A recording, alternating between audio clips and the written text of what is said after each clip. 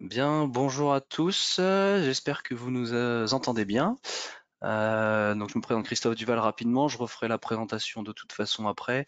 Là, on va attendre simplement 2 minutes que tout le monde puisse arriver pour que ça commence. Donc je vous reprends à 13h30. Voilà, à tout de suite.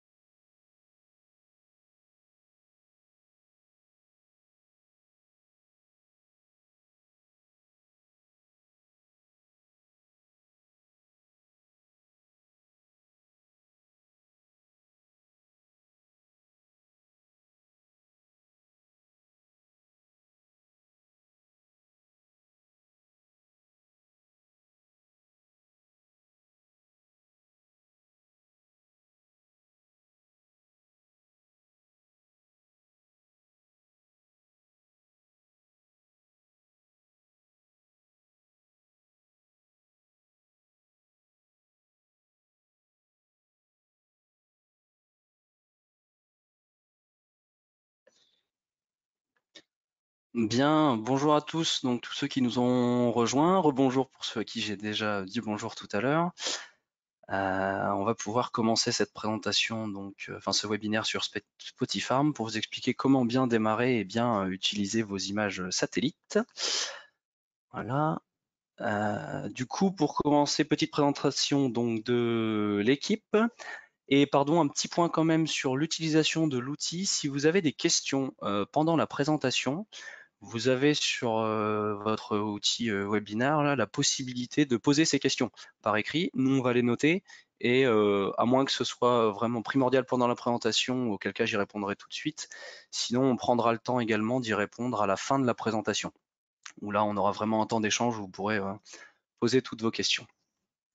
Donc voilà pour ça. Pour l'équipe, donc, moi-même, Christophe Duval, responsable de la satisfaction client. Donc, c'est moi que vous avez peut-être eu au téléphone, si vous avez déjà appelé le numéro de Spotifarm. Je vais vous faire la présentation là aujourd'hui et avec moi Quentin Ouais. Thomasin, donc. Donc, qui est en charge de plutôt la partie communication. Et donc, je suis aussi fils d'agriculteur dans l'Oise, un peu pour donner mon profil. Voilà. Et donc, si vous avez des questions, bah, n'hésitez pas. Moi, j'y répondrai en fait peut-être en même temps que Christophe fera la présentation. Voilà. Voilà. Et du coup là, pour la suite, l'exemple sur lequel je vais me baser, ce sera l'exploitation donc un peu qui nous sert de test sur Spotifarm, qui est celle de mon père, parce que je suis également donc fils d'agriculteur dans le nord de l'Eure-et-Loire. Voilà pour le début. Et maintenant, qu'est-ce qu'on va voir? D'abord, le plus important, initialiser votre dossier Spotifarm. C'est l'étape clé. Vous ne pouvez pas passer à côté. Pour avoir des images et utiliser le tour de plaine, il nous faut les contours de vos parcelles pour pouvoir vous fournir le service Spotifarm. Ensuite, un rapide tour des principes de base donc de l'imagerie satellite pour bien comprendre qu'est-ce que vous voyez en fait sur Spotifarm, le fonctionnel qu'on vous fournit avec Spotifarm, comment l'utiliser au mieux et le valoriser pendant vos tours de plaine. quelques paramètres avancés bien utiles, et à la fin, comme je disais, les questions-réponses. Donc, comme je l'ai un peu précisé tout de suite, pour commencer sur Spotifarm, il vous faut absolument vos contours de parcelles. C'est avec ça et uniquement avec ça qu'on va être capable de vous fournir des images satellites.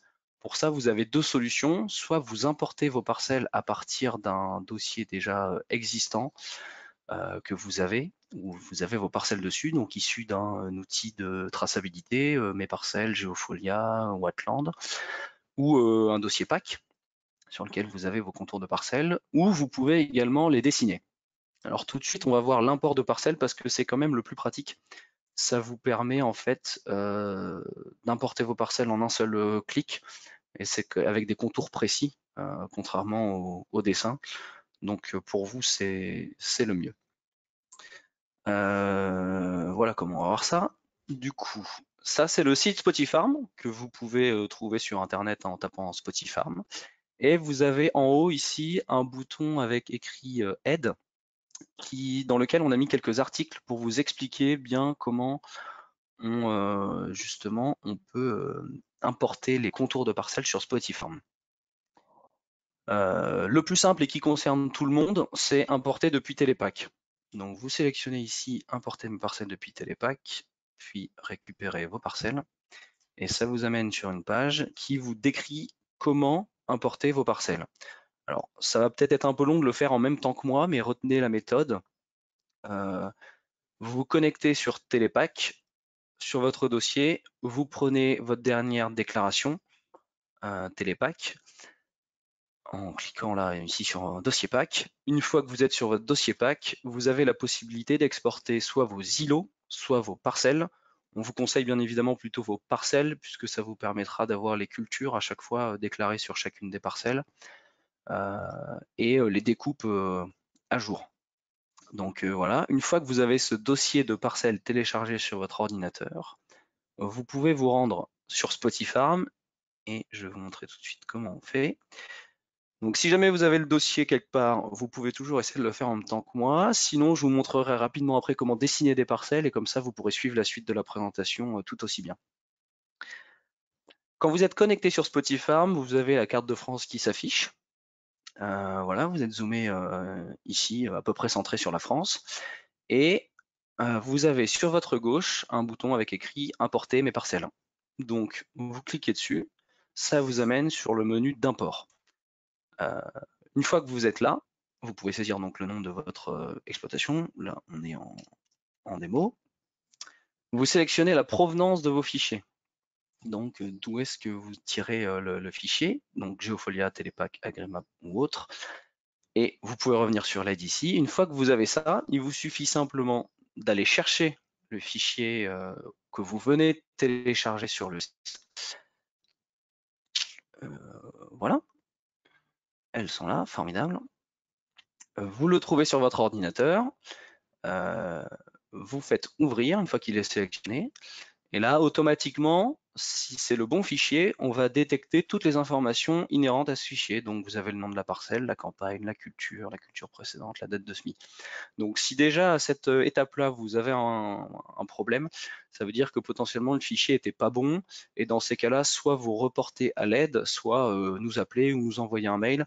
Et je vous aiderai avec joie là, pour essayer de régler le problème.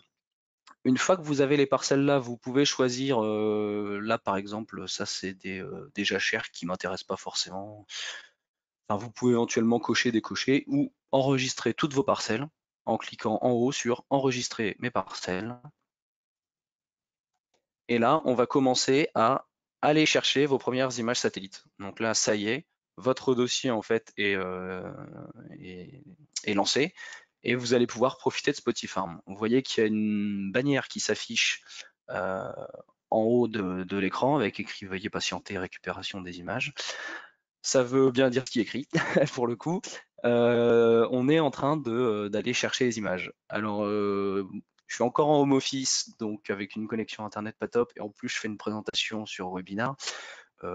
Effectivement, ça va pas aller très vite aujourd'hui, mais vous voyez des images qui commencent à apparaître. Une fois que vous avez ça, je vais le laisser charger quand même hein, pour éviter de le faire trop planter parce que là, je pense que la ligne internet va saturer un peu. Une fois que vous avez ça, vous pourrez commencer à naviguer sur vos parcelles et aller repérer ce qui se passe sur chacune de ces parcelles. Pour ceux qui voudraient aller un peu plus vite et surtout suivre la présentation là aujourd'hui, vous avez une autre possibilité pour commencer un dossier, si vous n'avez pas de, enfin un compte Spotify, c'est de cliquer sur la gauche ici sur dessiner une parcelle. Ce bouton-là, il va vous permettre, avec un utilitaire de dessin, simplement de détourer la parcelle qui vous intéresse. Donc là, vous cliquez et vous voyez que ma souris maintenant me dit cliquer pour commencer à dessiner. Donc je peux faire n'importe quelle parcelle. On va dire que celle-là, elle est à moi. Hop, je clique au niveau des contours. Voilà. Vous nommez la parcelle comme vous le souhaitez. Voilà, donc là, c'est notre parcelle de test. Enregistrer. Et de même, comme pour un import de parcelle, il va aller chercher il enregistre les contours et il va aller chercher les images. Comme je vous le disais, au niveau de l'import, ça vous permet d'avoir tout d'un coup sur les bons contours. Donc, je vous conseille de privilégier cette option-là. Mais si jamais vous n'avez pas d'outils qui vous permettent de l'export, vous pouvez toujours passer par le dessin. Et là, aujourd'hui, ceux qui voudraient suivre la suite et voir ce que c'est qu'une image Spotify sur leur compte, je vous conseille donc de passer par cette méthode. Donc voilà, ça y est, et, toutes les parcelles sont chargées. Elles sont détourées en rose, pardon, parce que les images sont nouvelles. Et vous voyez la date des derniers clichés à chaque fois sur les parcelles. Donc là, vous êtes prêt à utiliser Spotify. Vous avez fait initialiser le dossier. Maintenant, qu'est-ce que vous voyez en fait? Qu'est-ce que c'est que ces images-là, dont vous voyez un exemple ici, ces images satellites? Donc là, c'est pour les plus curieux, je vais passer rapidement sur cette diapo-là, mais comme ça, vous l'aurez parce qu'on va vous fournir le support à la fin de cette conférence. En fait, les satellites Sentinelle, donc ils sont 2, ils passent régulièrement au-dessus de nos têtes. Vous avez en 10 jours 4 passages qui fournissent une photo à chaque fois, sauf s'il y a des nuages. Et la photo, ça consiste en quoi? En fait, le soleil éclaire la Terre, les satellites passent toujours au même horaire, ce qui leur permet d'avoir la même luminosité. Et avec la lumière qu'on récupère nous, on va faire des rapports entre la lumière supposée qu'on devrait avoir, celle du soleil, et celle qui réellement est réfléchie par, par la végétation. Donc la végétation qui absorbe cette certaine longueur d'onde va nous rendre capable, via certains ratios, de vous fournir un indice de végétation. Cet indice de végétation, hop là, pardon, j'y arrive, il ne fonctionne pas donc s'il y a des nuages, il ne fonctionne pas s'il y a des ombres, ce qui peut provoquer parfois des petites erreurs entre guillemets donc sur les bords de vos parcelles si elles sont bordées par des haies d'arbres un peu hauts. Si ça fait de l'ombre, vous avez une zone où vous aurez systématiquement pas d'indice de végétation calculé. Et surtout, ce qui nous intéresse, c'est que cet indice de végétation, il n'est pas influencé par le type de sol. Donc là, que vous ayez un sol de craie, un sol d'argile, un sol limoneux, un sol sableux, peu importe, ça ne va pas influencer l'indice.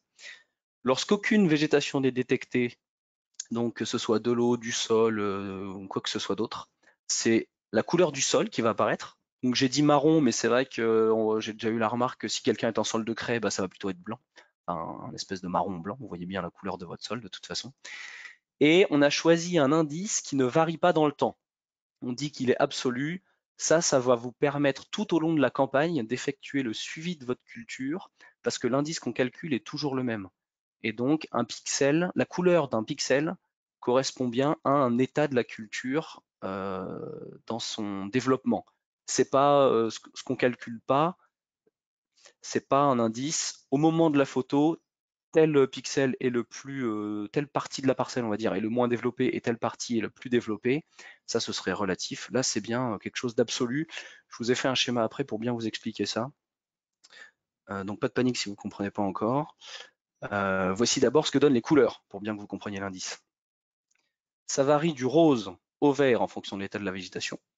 Donc vous avez le rose ici qui est, alors sur un blé, c'est 3 semaines après le semis, en conditions normales, si ça lève quoi, à peu près, où vous avez les premières images de rose.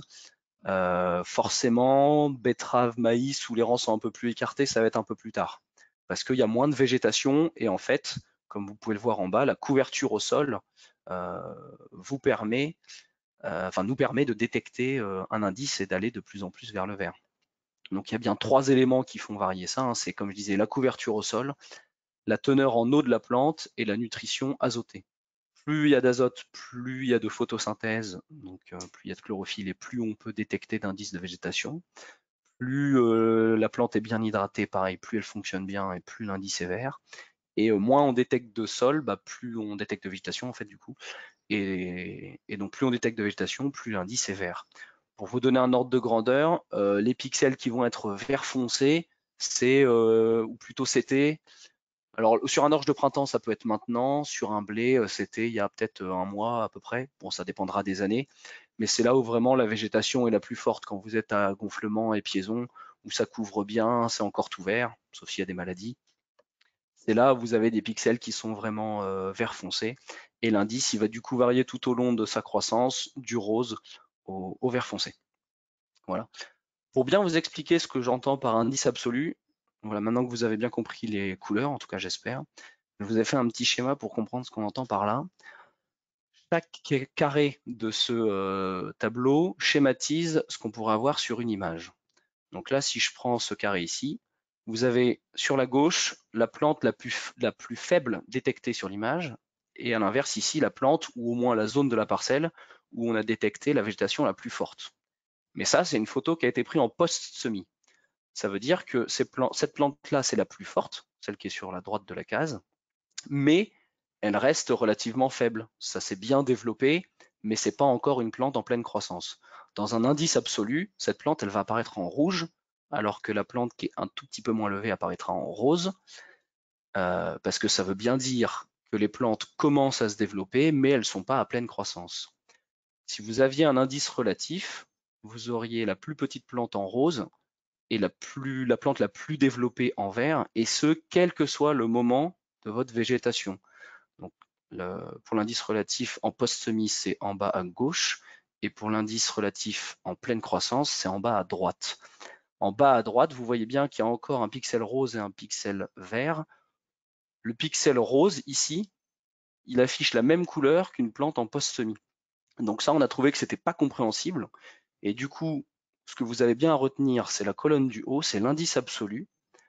La plante ici, dans la case en haut à droite, la plante de gauche, elle va apparaître en orange parce que elle est un peu moins développée que sa voisine, mais elle reste pas mal développée. Donc on veut suivre en fait le schéma qui est bien ici et qui vous permet de comparer les images les unes aux autres. Donc si vous avez une image au mois de mars, une image au mois d'avril, une image au mois de mai, et que vous les comparez, vous pourrez bien comparer chaque zone de la parcelle une à une et voir quelle a été l'évolution sur cette parcelle. C'est ça que permet l'indice absolu. Et voici ce que ça donne sur Spotify. Donc là, je clique sur une parcelle. Ici, c'est une parcelle de blé. Je fais apparaître plus d'images et en fait, vous pouvez voir comment a évolué cette parcelle. Et donc, si ici, en haut, c'est plus rouge, ça veut bien dire qu'à l'époque, c'était moins développé, ce qui est tout à fait normal par ailleurs, puisque forcément, en un mois, ça a eu le temps de se développer. Vous voyez la date de l'image, là, c'était le 5 avril. Et là, si je repasse en mai, voilà, ici, forcément, ça a tourné au vert parce que ça a continué de croître. Alors là, c'est pas vert foncé, c'est assez local, c'est qu'on subit un peu la sécheresse dans mon coin. Donc on n'arrive pas à cette culture-là, par exemple, qui elle a du vert foncé, c'est de l'orge de printemps, celle-ci. Mais ça reste relativement normal. Et voilà, ce qu'il faut bien comprendre, c'est que du coup, vous pouvez comparer vos images les unes aux autres dans le temps. Voilà, c'est le point clé de ce à quoi je voulais vous amener pour l'indice. Maintenant, le fonctionnel Spotify. Une fois que vous avez vos parcelles et que vous comprenez ce que vous voyez sur les images, comment est-ce que vous pouvez valoriser cet outil? On va passer tout de suite sur Spotify. Ça, c'est pour que vous ayez le schéma dans la présentation si vous voulez vous y revenir, mais ce sera plus parlant sur le véritable outil. Donc voilà l'écran de Spotify. Vous avez sur votre gauche le menu principal avec l'accès à la carte, l'accès au tableau de vos parcelles, et l'accès au tableau de vos observations. Je reviendrai aux observations plus tard. Vous avez juste en dessous des filtres. Là, c'est si vous dites là, je veux aller vérifier un peu dans mon tour de plaine ce qui se passe sur les blés. Vous affichez vos parcelles de blé tendre et seulement celles-ci vont apparaître et visuellement, c'est bien plus simple de les comparer les unes aux autres. Si vous avez beaucoup de parcelles et que vous voulez les rechercher par nom, vous pouvez, voilà, tasse nord, tasse sud, j'ai simplement tapé TA et il reconnaît tout de suite. Ça vous permet de filtrer un peu plus précisément encore ce qui se passe donc sur sur Spotifarm. Réinitialiser le filtre si jamais vous avez fini. Et ici, vous avez accès à toutes vos parcelles. Donc si vous préférez naviguer par nom, parce que vous voulez voir 10 arpents, vous cliquez dessus, ça vous zoome automatiquement dessus. Voilà pour ce qui est de la navigation dans l'outil. Ensuite, maintenant pour l'analyse des images, donc là je suis en tour de plaine, j'étais voir ma parcelle ici, je veux savoir qu'est-ce qui s'y passe. Donc ici, vous faites afficher l'historique sous forme de bandeau et ça vous permet en fait d'accéder à l'historique des images simplement, vous voyez, en actionnant la flèche de droite. Et comme ça, vous pouvez repérer comment votre parcelle est en train d'évoluer. Donc simplement en sélectionnant une nouvelle image, voilà. Alors là, c'est pas très clair que ça ait changé, parce qu'il n'y a pas beaucoup de différence. Voilà, là on voit un peu plus. Là, vous pouvez vérifier dans le temps ce que donne l'évolution de votre parcelle. Et donc, par exemple, vous étiez le 13 avril à vous demander qu'est-ce que c'était que cette tache rouge, pardon, je vais y arriver. Il vous suffit de vous déplacer ici. Si vous avez Spotifarm sur votre smartphone, vous pouvez simplement vous géolocaliser avec le bouton qui est en haut à droite ici et vous rendre très simplement sur la tâche. Si vous préférez plutôt que le bandeau qui apparaît en bas, vous avez également le calendrier ici qui s'ouvre et qui vous montre toutes les dates où il y a des photos sur la parcelle.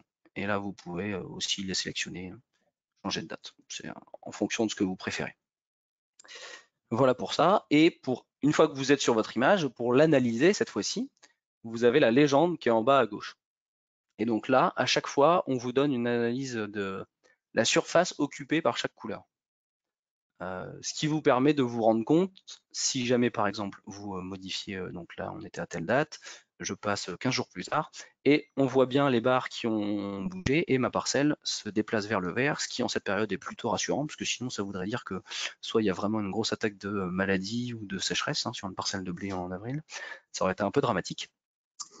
Et donc ça vous permet de comparer comment évolue cette parcelle et en utilisant les filtres par exemple, comme je le disais tout à l'heure, vous pouvez même comparer différentes parcelles de blé les unes aux autres, puisque ça, les barres qui sont ici donc fonctionnent bien en pourcentage.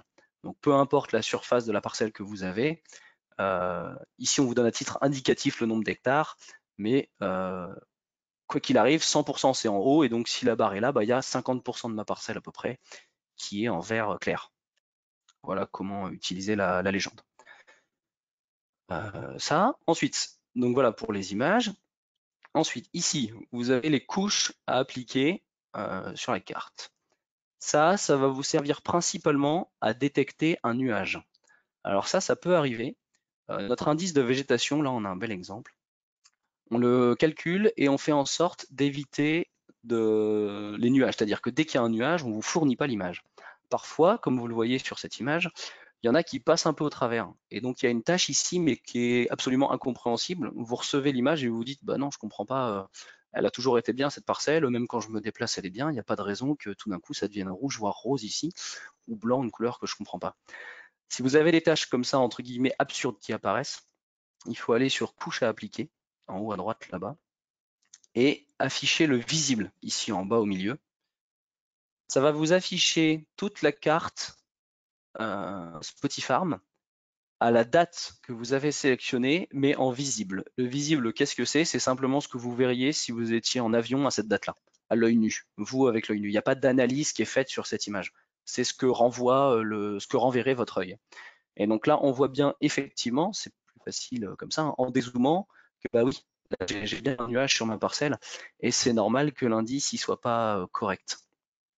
Alors, ce qui est un peu plus parfois complexe à repérer, mais qu'avec l'habitude on y arrive, c'est les ombres de nuages. Ce que vous voyez ici qui est un peu plus foncé là, c'est en fait l'ombre du nuage qui est là. Et donc ça, cette ombre de nuage, elle va également fausser, l'indice. Donc c'est pareil, les ombres de nuages, normalement, on essaye de les éviter. On a un algorithme qui permet d'en éviter une grosse majorité, peut-être 90%. Mais malheureusement, il se peut toujours qu'il y en ait qui passent au travers des mailles du filet. Et donc la méthode, si vous ne comprenez pas une image, c'est d'aller dans le visible pour repérer ça. Voilà. Alors c'est vrai que j'ai pas précisé, tous les points que je vous énonce depuis tout à l'heure, c'est les points qu'on me remonte très souvent quand je vous réponds au support Spotify. Donc il y a une image que je comprends pas, bah voilà, très souvent c'est un nuage. L'indice relatif et absolu que je vais essayer de vous expliquer tout à l'heure, c'est pareil, c'est comprendre les images. Donc j'espère que maintenant, si jamais vous faisiez partie des gens qui m'avaient déjà appelé, j'espère que vous saviez. Sinon, j'espère que ça vous aura permis de comprendre. Et sinon, n'hésitez pas à nous continuer de le contacter, hein. Et pour finir le tour du fonctionnel, là, les couches appliquées, la géolocalisation que j'ai évoquée, hein, donc là qui vous permet de vous géolocaliser. Là, si je clique, ça va m'amener à Beauvais, donc c'est pas très intéressant. Mais si vous êtes sur votre smartphone avec la géolocalisation du smartphone activée, bien sûr, ça va vous permettre de savoir où vous êtes dans les champs. Ici, ça vous permet de créer un point d'observation. Un point d'observation, c'est par exemple, là j'ai vu une maladie que j'arrive pas à reconnaître. Je vais emmener mon technicien la prochaine fois. Donc je clique sur le point d'observation. Vous voyez que ma souris maintenant a un petit pins au bout. Vous cliquez où vous voulez, donc c'était ici, et vous notez en fait simplement ce que vous avez vu. Donc on vous renseigne automatiquement la parcelle et la date que vous pouvez modifier bien sûr, hein, si jamais c'était pas la date du jour. Et le type d'observation. Donc là, c'est une maladie que j'avais pas réussi, donc maladie avec 3 points d'interrogation, ma remarque, vous enregistrez, et désormais, elle apparaîtra dans votre tableau mes observations que j'ai évoquées tout à l'heure. On vous les trie par parcelle, par culture. De toute façon, même une fois qu'elles sont là, vous pourrez les filtrer pour voir les observations qui vous intéressent et revenir dessus. Et hop, pardon, je reviens sur la carte. Et voilà, ça vous permet, en couplant ça à la géolocalisation, de revenir sur les points d'intérêt de vos parcelles. Voilà. En plus du point d'observation, vous pouvez également dessiner des zones. Donc là, cette parcelle-là est pas mal pour ça. Vous voyez ici une zone qui pousse beaucoup moins bien. Alors soit vous savez ce que c'est, soit vous vous demandez ce que c'est. Ça peut être pour un dégât de gibier, par exemple. En fait, vous pouvez vérifier quelle zone il y a. Donc c'est le même fonctionnel, pardon. Vous cliquez sur créer une zone d'observation, vous vous rendez sur la parcelle, vous délimitez votre zone. Bon là je fais ça grossièrement, c'est pas très important. Vous terminez et vous mettez là, c'était un problème de lever, c'était des limaces. Hop, voilà, je mets ça, enregistrer, la date s'il y a besoin, et vous la retrouverez de même dans vos observations. Si jamais vous voulez observer vos parcelles, qu'il y a des zones trop grandes ou qu'il y a trop de pins sur, sur votre carte, vous pouvez simplement décocher vos observations ici et elles apparaîtront plus. Comme ça, elles vous gêneront plus. Voilà pour le fonctionnel. Un dernier petit point, si il y en a qui auraient des trous de mémoire, quand vous sélectionnez une parcelle, vous pouvez réafficher les informations liées à vos parcelles. Si vous avez un doute sur la culture précédente, par exemple, le petit i qui est là à droite, information parcelle, il vous permet d'afficher ce bandeau et vous savez que cette année c'est du colza et que l'an dernier c'était du blé. Voilà pour ça, on a fait à peu près le tour du fonctionnel Spotify. Hop, je reviens à la présentation. Et voici un exemple concret de zone à surveiller. Vous voyez que c'est la parcelle sur laquelle je viens de dessiner une zone. Le gros intérêt donc de Spotify, c'est bien ce que j'ai évoqué, hein, c'est de repérer des zones d'hétérogénéité en fait. Des zones où l'indice n'est pas le même sur la parcelle et que c'est pas normal. Ça ne devrait pas être ça. Là, j'ai une photo du 6 octobre de ma parcelle, et vous voyez qu'il y a des zones qui ont l'air de bien lever, des zones un peu plus rouges et des zones avec aucun indice. C'est le sol qui apparaît. Donc là, c'est difficilement compréhensible, ça ne devrait pas être ça. J'ai vérifié avec les nuages et effectivement, la photo était nette.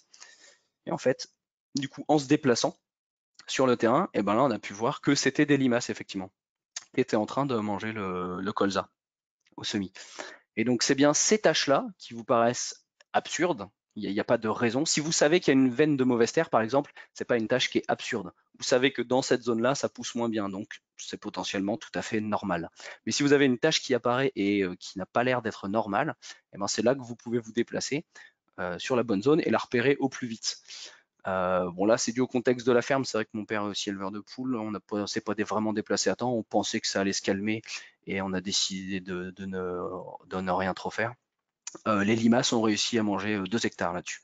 Donc bah, on a décidé de pas ressemer, du coup voilà, c'est perdu, 2 hectares de perdu sur cette zone-là. Mais voilà, Spotify peut vous aider du coup à éviter ce genre de problème ou à y remédier au plus vite en fait, si vous voulez envisager un ressemis par exemple, ce qui aurait été possible.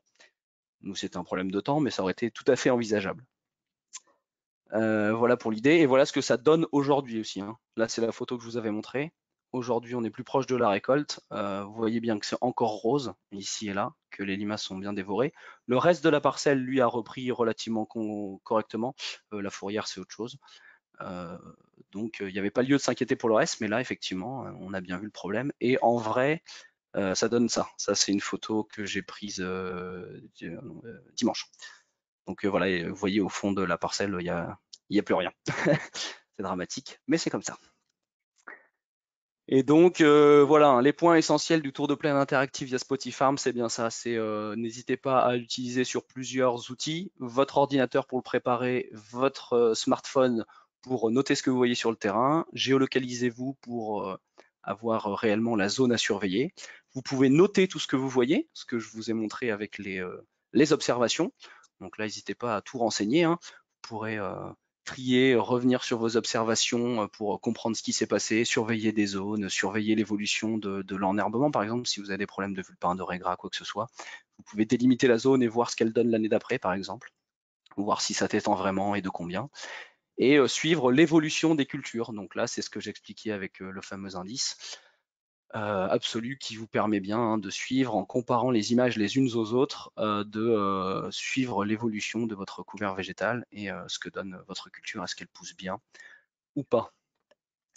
Voilà, un petit point rapide sur les paramètres avancés qui peuvent vous être utiles quand même.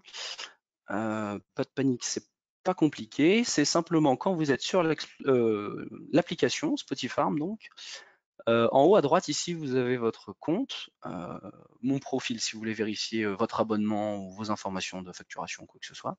Et ici, paramétrage. Le paramétrage, vous pouvez changer la langue, a priori normalement vous avez la bonne, hein, mais au cas où, si vous vous sentez l'âme d'un bilingue, vous pouvez toujours la mettre en anglais. Et vous pouvez changer le taux d'ennuagement. Le taux d'ennuagement, qu'est-ce que ça change? C'est l'image que je vous ai montrée tout à l'heure, elle avait des petits carrés blancs, où on avait détecté que c'était des nuages. Mais moi, j'ai décidé d'accepter un taux d'ennuagement par photo de 20%. Ça veut dire que si j'ai moins de 20% de nuages sur ma photo, on va quand même vous la montrer. Si vous voulez absolument aucun nuage sur vos photos, vous mettez 0. Mais c'est vrai que, notamment sur l'exemple que je vous ai montré tout à l'heure, on va y revenir pour bien que vous compreniez. Quand j'affiche, hop, j'y vais. Souvent, quand il y a un nuage, le reste de l'image est quand même bon. Et donc, il peut être judicieux de laisser une petite marge de nuage. Alors, j'arrive pas à retrouver la photo. C'était peut-être pas cette parcelle, c'était celle-là. Ah bah voilà, elle y est, pardon. Toute cette partie de l'image ne doit pas être prise en compte, mais en fait, ici, sur la droite, là, alors ce que vous voyez comme différence de couleur, c'est une différence de variété. Et donc, ma variété Borgard qui est là, et ben, en fait, je peux tout à fait analyser l'image quand même. Donc, c'est pour ça qu'on vous a permis de paramétrer ça dans vos paramétrages. Vous pouvez aller de 0 à 100 en fonction de ce que vous voulez voir. Donc forcément, si vous mettez 100 dans le nuagement, bah, vous aurez des photos très souvent, mais il y en a pas mal qui seront avec des nuages, et donc inutilisables.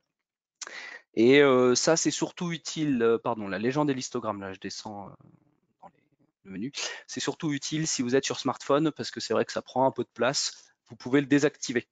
Si je désactive, vous verrez que quand je reviens sur la carte, j'ai plus ma légende et j'ai plus mon histo. Ah ça y est, ça a disparu, pardon. Fallait que ça s'actualise. Et ici en bas à gauche, j'ai plus ni ma légende ni mon histogramme. Sur ordinateur, je vous conseille de le laisser, mais c'est vrai que sur smartphone, ça peut prendre un peu de place. Voilà pour les paramétrages, pas plus. Et maintenant, si vous avez des questions, eh ben n'hésitez pas, on est là pour y répondre. Alors, oui, Christophe, donc on a deux questions. Ouais. Donc on a une première question donc de Monsieur Christian Choquet qui demandait si les prairies peuvent-elles être gérées comme des cultures annuelles. Voilà, c'était ça la question. Alors là, je sais pas si je comprends bien la question, Voilà. mais l'image qu'on récupère d'une prairie, puis si jamais c'est pas la bonne question, bah, n'hésitez pas à reprendre la parole, hein. L'image qu'on a d'une prairie, elle suit le même principe qu'une culture. Et Euh, donc, si vous voulez vérifier, ah Monsieur pardon. Choquet, vous pouvez peut-être parler normalement. Normalement j'ai activé votre micro. Allô? Non, je sais pas. Ça marche ou pas? Je ne sais pas. Alors, a Euh, priori, non.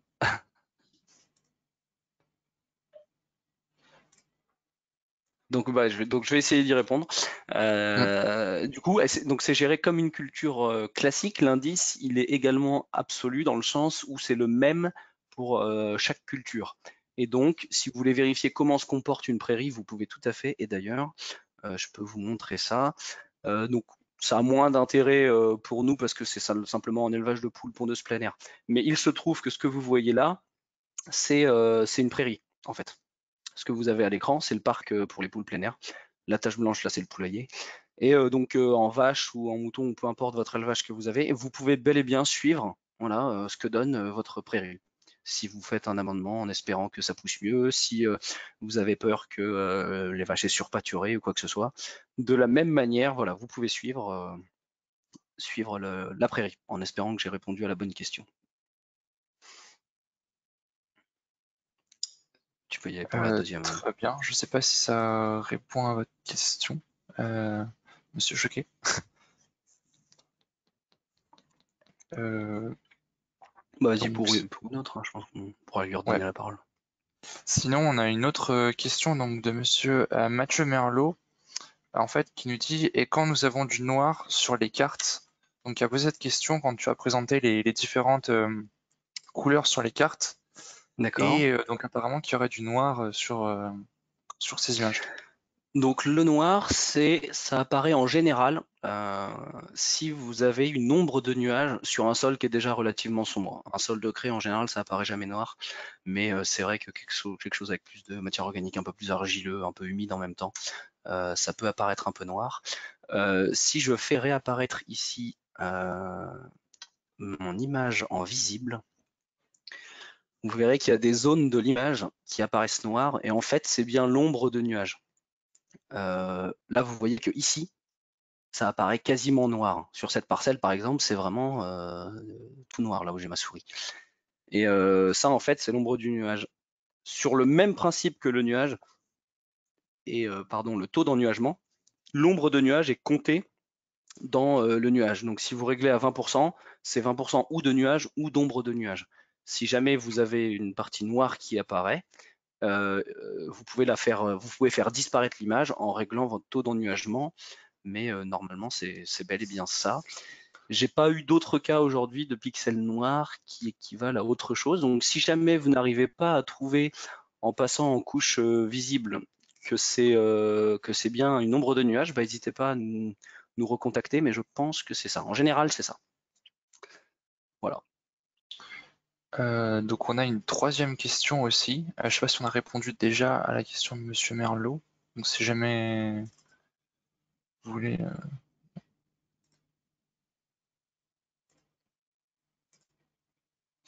Ok.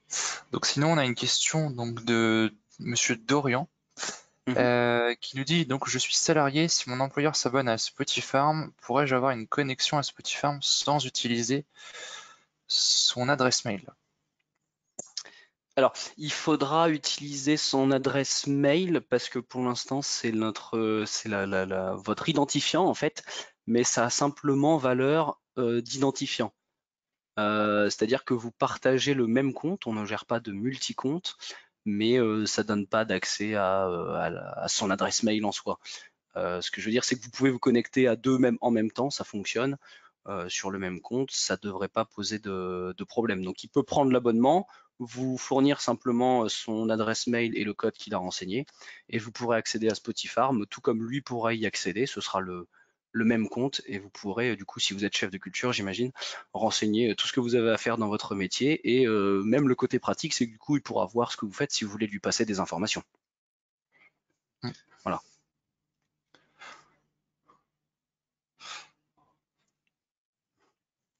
Ah, donc là on a une nouvelle question. Donc toujours de Dorian qui nous dit d'accord, donc si on se connecte à deux, il ne payera pas plus cher. Ben, en l'occurrence, non. Non, ouais, tout à fait. C'est le même prix. La facturation, si vous voulez, de l'abonnement pro, là, à 17 €, c'est pour l'exploitation. Vous avez une exploitation dessus, et après, peu importe le nombre de gens qui sont sur cette exploitation, vous avez accès dans un seul abonnement, quoi. Vous ne payez pas 2 abonnements.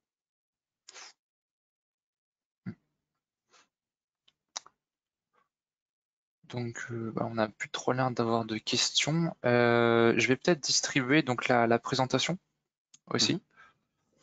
Mhm. Alors attends, je vais cliquer dessus. Donc alors comment on fait?